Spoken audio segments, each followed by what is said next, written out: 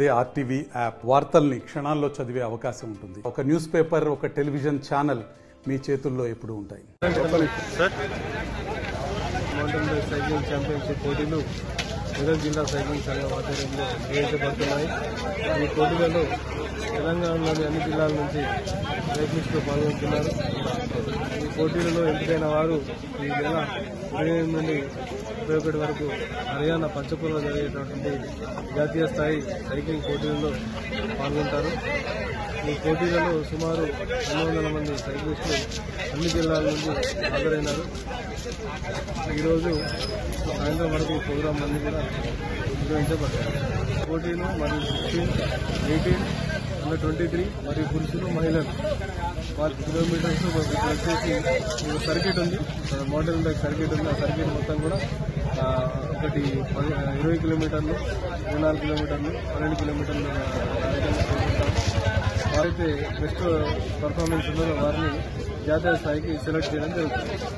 ఇది రెండోసారి, గతంలో చేయడం జరిగింది. ఇది రెండోసారి నిర్వహించడం జరుగుతుంది. మన రాంపేటలో ఫస్ట్ స్థాయి cycling mountain bike cycling races ఈరోజు విజయవంతంగా స్టార్ట్ చేయడం జరిగింది.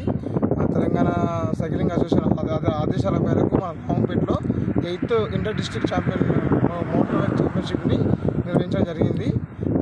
ఇప్పుడు అండర్ 14 ఈవెంట్ అయిపోయింది, ప్లస్ అండర్ 16 ఈవెంట్ రన్ కాబోతుంది. టోటల్గా 14 జిల్లాల నుంచి మ్యాక్సిమం 170 నుంచి 200 మెంబర్స్ క్రీడాకారులు ఈ పోటీలో పాల్గొనడం జరుగుతుంది సార్. ఆల్రెడీ అటెండ్ అయ్యారు. ప్రజెంట్గా రేస్ రన్ అవుతుంది. విజేతలు 4 o'clock అనౌన్స్మెంట్ చేస్తారు సార్. ఇందులో గెలుపొందిన పేర్లు ఈ మంత్లోనే 29, 30, 31 మన హర్యానాలో జరిగే నేషనల్ ఈవెంట్కి సెలక్షన్ కూడా ఇక్కడ చేస్తున్నారు సార్. మన సెలెక్టర్స్ తెలంగాణ నుంచి విఐపీలు వచ్చారు, ప్లస్ సైక్లింగ్ అకాడమీ కోచ్లు వచ్చారు, ట్రాక్ చూసారు, అంతా బాగుంది అని చెప్పారు. సో కార్యక్రమం అయితే విజయవంతంగా జరుగుతుంది సార్.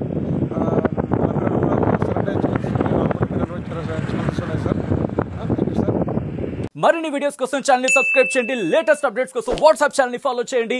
అండ్ లింక్ డిస్క్రిప్షన్ లో ఉంది.